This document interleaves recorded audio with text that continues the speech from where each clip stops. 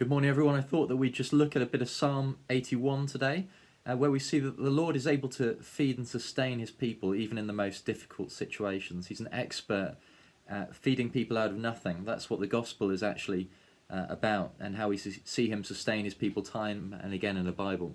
So in Psalm 81, I'm just going to read a few verses now from verse 13. If my people would only listen to me, if Israel would only follow my ways, how quickly I would subdue their enemies and turn my hand against their foes.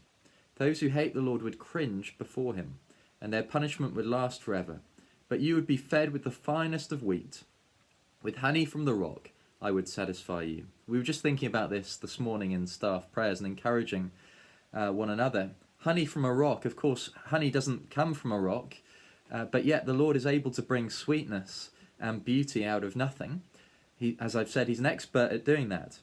And we were just reflecting together, when we go a little bit earlier in the psalm, we see how he gives us this honey and this sustaining in barren places and difficult places. And it's through his word. So look at verse 8 and following. Hear me, my people, and I will warn you. If you will only listen to me, Israel, you shall have no foreign god among you. You shall not worship any god other than me.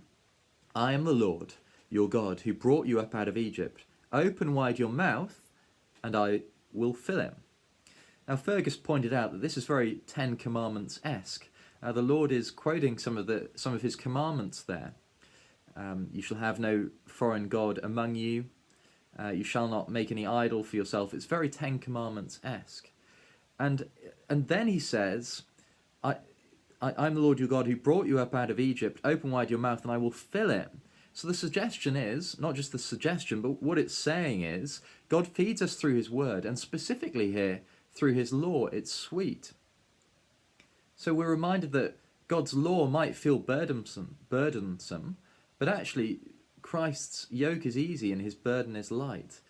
He feeds us and nourishes us with the sweetest of things as we feed on his word.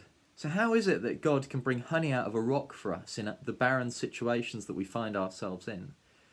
Well, he's promised that he'll do that, certainly through his word. As we meditate on it, he'll feed us, nourish us, and give us the sweet, sustaining power that we need. So honey from a rock, that's the encouragement that we've got today as we think about living in uncertain times.